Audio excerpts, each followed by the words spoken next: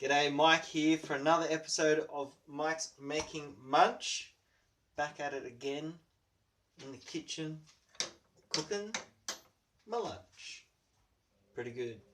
Now this is my last week of term, so this is probably my last set of these for a little while. I won't keep doing these in the holidays, I don't think, because lunchtime is an illusion. No, all of time is an illusion. Lunchtime doubly so. And in the holidays, I may well kind of lose that illusion. Yeah. That seems likely to me. Sorry, that was a lot of water off that sausage. I didn't think it looked like it was going to give me quite that much steam, but it gave me just a lot of steam.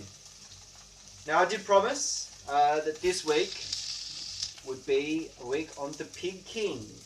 So we talk about the Pig King a bit. I thought instead of me just telling it off the top of my dome, which is pretty rambly and crazy, I'd just read it. So this is my wife's book, The Classic Fairy Tales, edited by Maria Tartar, a Norton Critical Edition.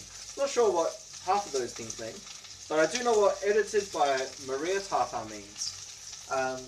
Quite brilliantly, this collects collects fairy tales, lots of classic fairy tales, but puts them together in their kinds.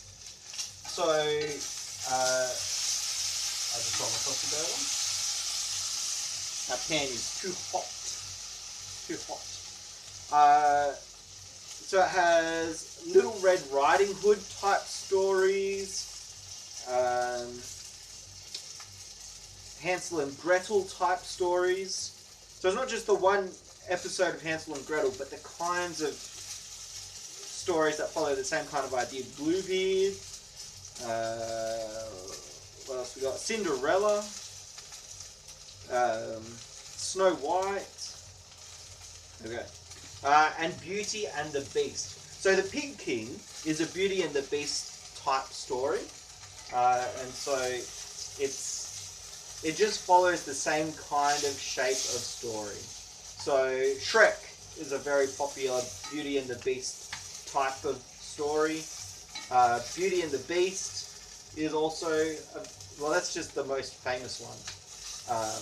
But it is kind of the idea that you've got this main character who is a beast in some way, and the good character of the woman saves the day, which we'll see.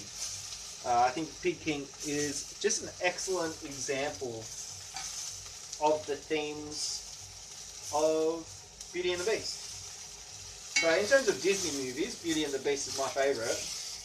But in terms of Beauty and the Beast stories, the Pig King is my favourite. Let me turn my heat down and I'll read to you just the introduction. So I'll read a little bit each day. And today is just the introduction, just the beginning of the story. Now it's The Pig King by Giovanni Francesco Straparola. What a name. What a good name. Alright, so it starts like this. Starts like this. Fair ladies, if man were to spend 1,000 years in rendering thanks to his Creator for having made him in the form of a human and not of a brute beast, he could not speak in gratitude enough. This reflection calls to mind the story of one who was born as a pig, but afterwards became a comely youth. Nevertheless, to his dying day, he was known to the people whom he ruled as King Pig. Wow. That's the start. Interesting to note that the audience expected for this story is women.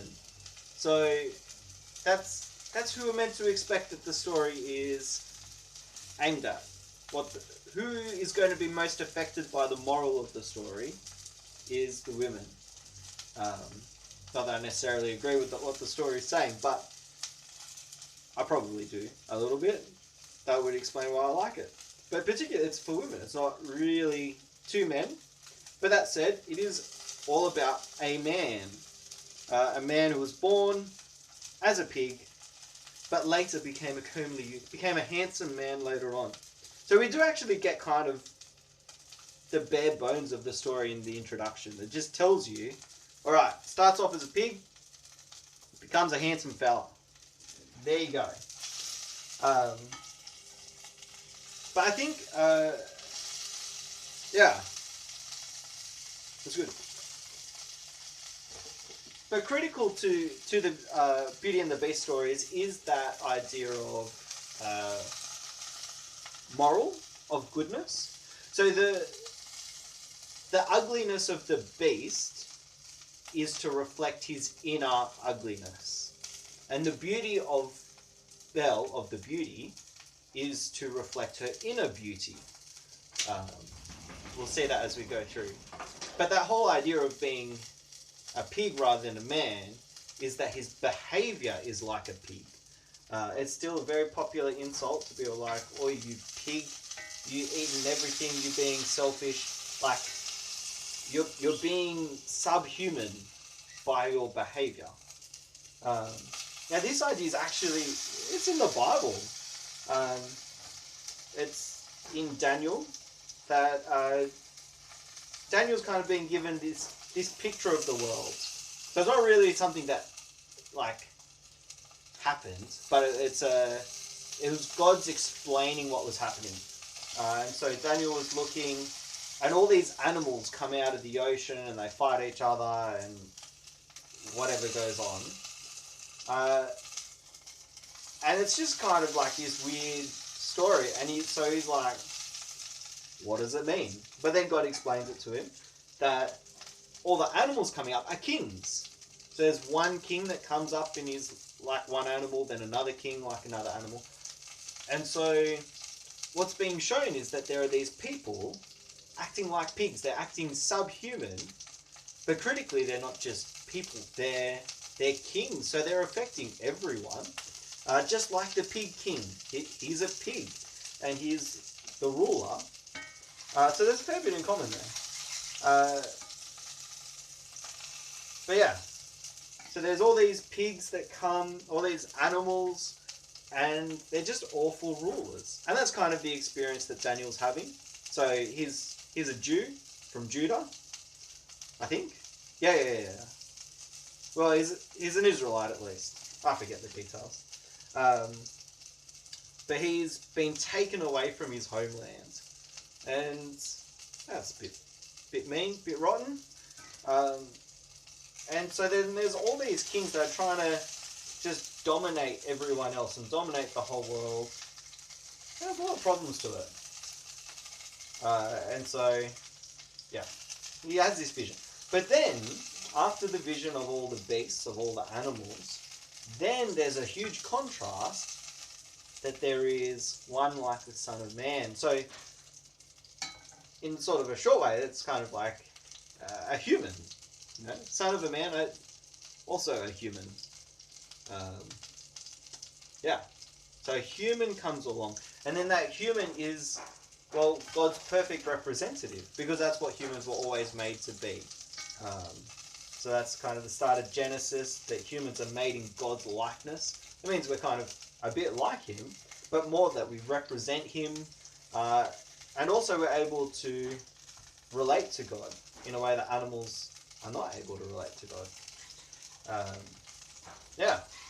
So that's kind of an exciting moment in the picture, that there is a Son of Man who comes along. And then that person is Jesus in the end. When he turns up, it's Jesus. He turns up and he talks about himself all the time as the Son of Man. And sometimes it's a bit unclear what he means. Like, people don't instantly get it, that he's saying that he's the Son of Man. But when it comes to Jesus' trial, he says,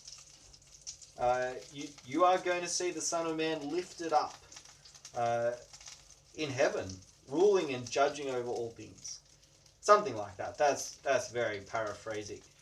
And then it's at that, then the high priests and all the people, they tear their clothes and they say, we've heard enough. We need to kill him. Which is weird. So it's Jews there who have the Jewish prophecy that this is the one that's going to restore order to the whole world and look after Jews. And they're like, okay, cool, let's kill him.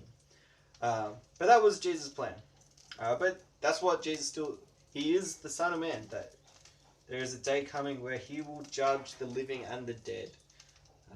And he will look at everything that everyone has ever done, even the secret things, even the covered up things, and he'll be able to perfectly judge. He's not a beastly judge with bad character. He's a human judge with good character. And he's able to say, people who have done the wrong thing, go to punishment. People who have done the right thing, go to life. So, yeah.